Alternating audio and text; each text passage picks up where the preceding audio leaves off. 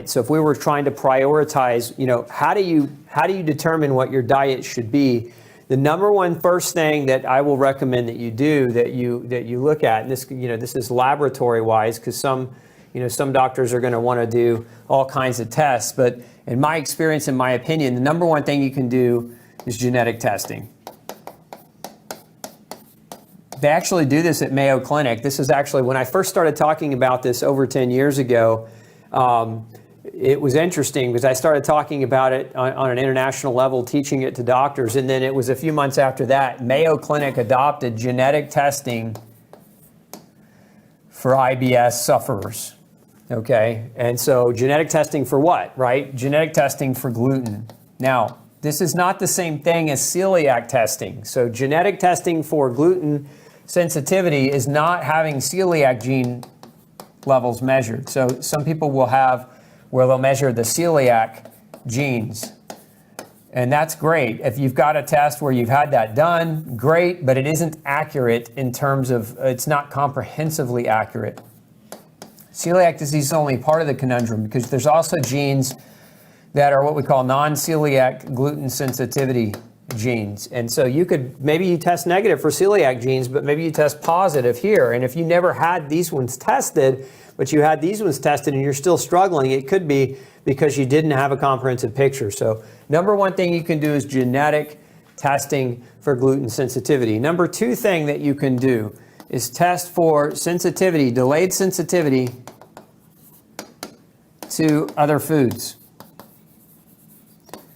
You can guess what some people want to do is they want to do this kind of low FODMAP diet where they come over here and they look at all these foods and they cut all these foods out for a number of weeks and then they try to add some of them in a little bit back at a time. I don't really recommend that. And the reason why, I'm going to give you a perfect example. Let's say you go on a FODMAP diet for 4 weeks and then you start trying to add back in some of these. Here's what you want to understand. If we're just talking about gluten, if we're just talking about this category alone, one breadcrumb, right? One breadcrumb can lead to inflammation for 2 months. So when you're doing an elimination diet and you're talking a matter of, I'm going to do this for 3 weeks or 4 weeks, you're inflamed for 2 months before you even start to see that come down where you get a response.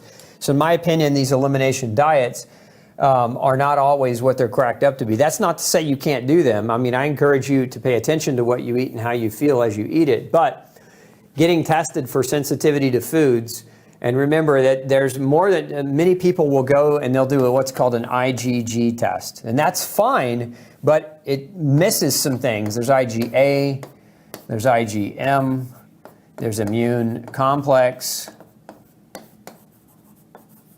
and there's what's called a direct T cell response.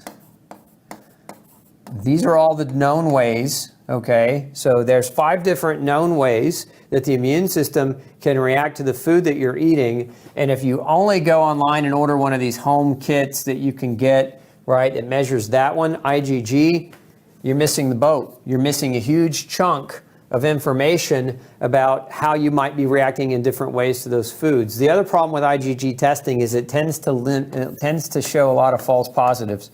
So what happens is, what is a false positive? That means you come back and you're allergic to everything that you love, and so now you don't know what to eat because your diet is completely restricted because IgG, again, it leads to a lot of false positives, meaning it can overly restrict your diet, and that's not fun. When you're trying to figure out how to get it done, you want to have some choices.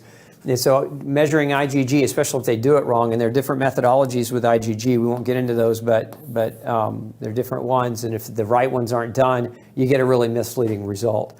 So genetic testing for gluten sensitivity, food sensitivity testing to measure to rule out any other type of issue. Beyond that, testing-wise, your GI doctors want to do scopes. Typically, they want to do upper, lower GIs, right? Endoscopy and the like. And that's fine. That can be done, but it's not really going to tell you whether or not you have or don't have IBS. Remember, this is like taking a picture of the inside of your intestine. And so that picture, generally what they can see in a picture through a scope is they can see inflammation or they can not see inflammation.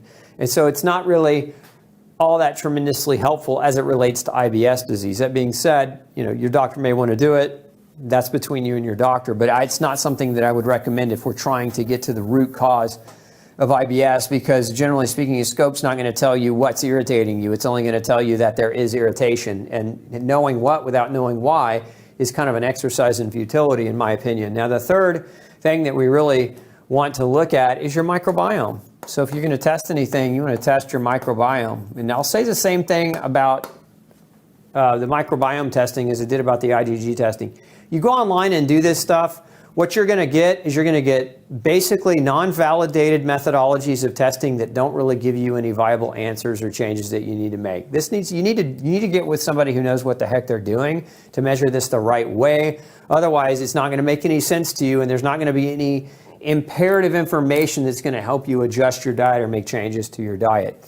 Because what you're looking for here is you're looking for different types of bacteria, predominantly different abnormal types of bacteria. We're looking for abnormal quantities of fungus or yeast.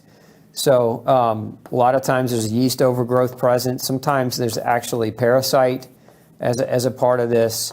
These are the three major elements. And so some research now is showing that they're calling it post-infectious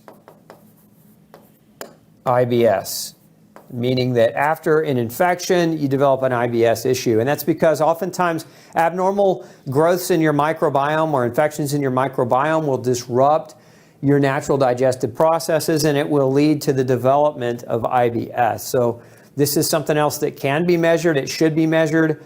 To my knowledge, most GI doctors don't really focus in on measuring any of this. Most of them are really scope heavy. They want to do the procedure, they want to do the upper and the lower GI, and beyond that, they want to prescribe medicines that have shutdown messages or inhibitory messages to how your bowel works in an effort to make your symptoms go away. But that doesn't really serve you in the long run, because when you medicate your symptoms, you don't solve why they're there. You just allow for the underlying problem to continue to grow and get bigger and bigger and bigger. So it's not really all that helpful for you.